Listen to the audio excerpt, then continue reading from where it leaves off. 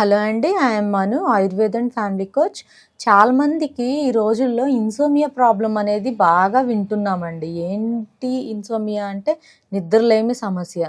నిద్ర సరిగ్గా పట్టకపోవడం, ఎక్కువగా థింక్ చేస్తూ ఉండడం, వీళ్ళు ఎంతగా స్లీప్‌కి వెళ్ళాలి అని అనుకున్నా కూడా స్లీప్ అనేది వీళ్ళకి రాకపోవడం, ఇవన్నీ మనము చాలా మందిలో చూస్తున్నాము. అసలు నిద్ర మనకి పట్టకపోవడానికి రీజన్ ఏంటి అని మనం మాట్లాడుకుంటే, ఒకటి హార్మోన్స్ డిస్టర్బ్ అయిపోవడం, లేదు అంటే హార్మోన్స్ ఎక్కువగా రియాక్ట్ అవ్వడం. అంటే మనకి మన హార్మోన్స్ ఏవైతే ఉన్నాయో అవి అవసరానికి మించి ఎక్కువగా అయినా పనిచేయడం, లేదు అంటే తక్కువగా పనిచేయడం, ఇదొకటి.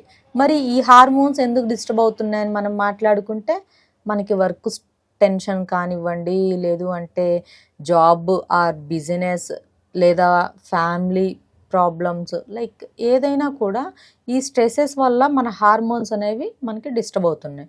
ఇదొకటి. అండ్ మనకి వెనకటి రోజుల్లో చూసుకుంటే మ్యాక్సిమం 7:30 to 8:30 కల్లా లైట్స్ ఆఫ్ చేసేవాళ్ళు. మహా అయితే 9:30, 9 కల్లా ఖచ్చితంగా ప్రతి ఇంట్లో లైట్స్ ఆఫ్ అయ్యి ఉంటాయి.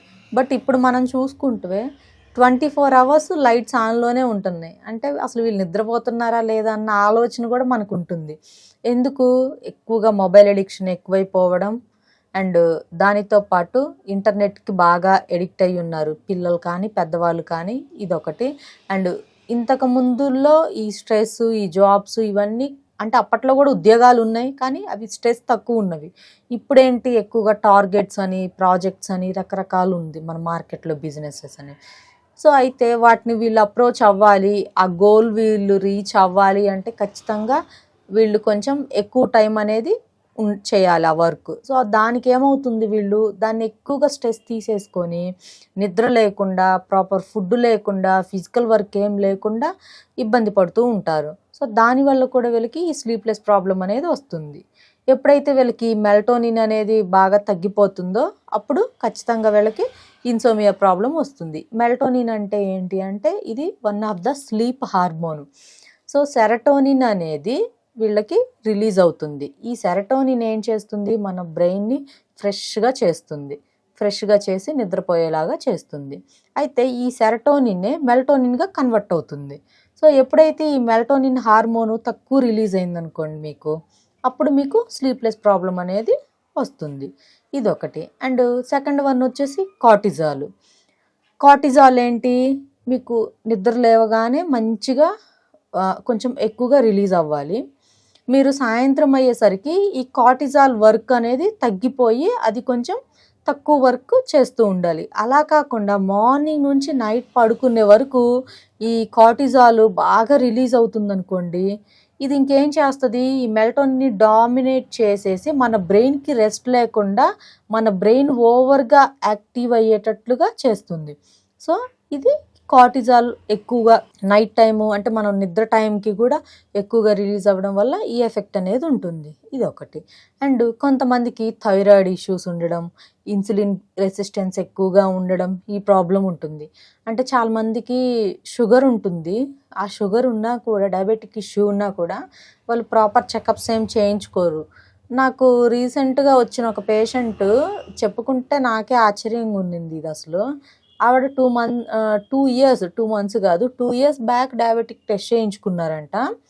ఇప్పుడు ఆవిడకి నిద్ర పట్టడం లేదు, కాళ్ళు తిమ్ముర్లు, బాడీ అంతా పెయిన్స్, మల్టిపుల్ కాంప్లికేషన్స్ అనేవి తనకున్నాయి. ఇప్పుడు వచ్చి చూస్తే తనకి డయాబెటిక్ 300 అబోవ్ ఉందండి.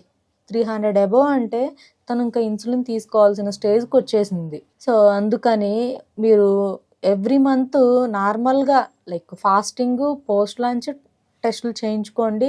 ఎవ్రీ 3 or 6 monthsకి HbA1c చేయించుకోండి.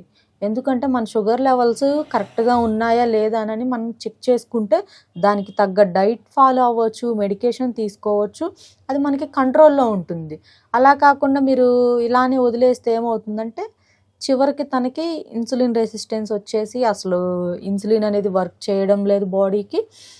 తను ఇంకా ఇన్సులిన్ స్టేజ్కి వెళ్ళిపోయింది, నిద్ర ఏం పట్టడం లేదు, అరికాళ్ళ తిమ్ముర్లు, బాడీ అంతా కూడా మల్టిపుల్ కాంప్లికేషన్స్ అనేవి ఉన్నాయి. సో షుగర్ ఎక్కువగా ఉన్నా కూడా నిద్ర పట్టదు, ఇది గుర్తుపెట్టుకోండి. అలాంటప్పుడు షుగర్ ఎక్కువగా ఉండి నిద్ర పట్టిన వాళ్ళు మీ షుగర్ని మీరు కంట్రోల్లోకి తెచ్చేసుకోండి. ఇదొకటి. And thyroid. థైరాయిడ్ మాకెందుకు ఉంటుంది, మా పెద్దవాళ్ళకి లేదుగా అని చెప్పి కొంతమంది చెప్తూ ఉంటారు. అదేం లేదండి, కొంతమందికి వారసత్వంగా వస్తుంది.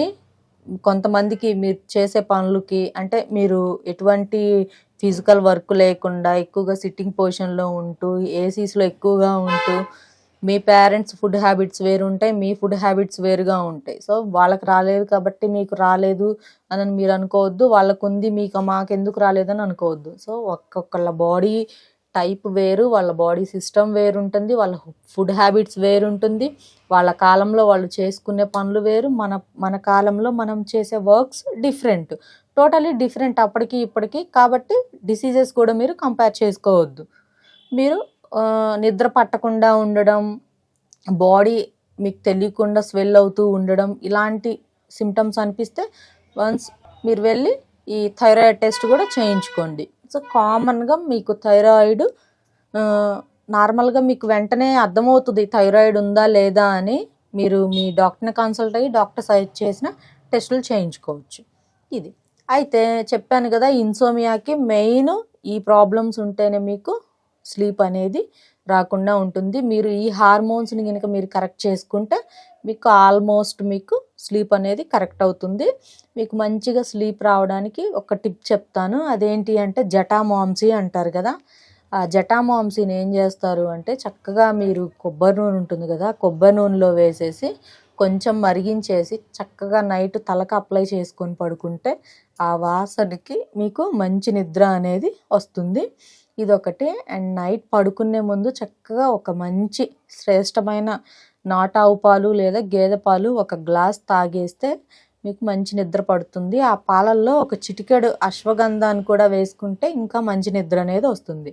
సో ఈ 2 టిప్స్ అనేవి మీకు మన కిచెన్లో అవైలబుల్గా ఉంటాయి కాబట్టి ఈ 2 ప్రాక్టీస్ చేయండి. ఈ ఇన్సోమియా ప్రాబ్లం ఆల్మోస్ట్ మీకు కంట్రోల్ అవుతుంది. Thank you.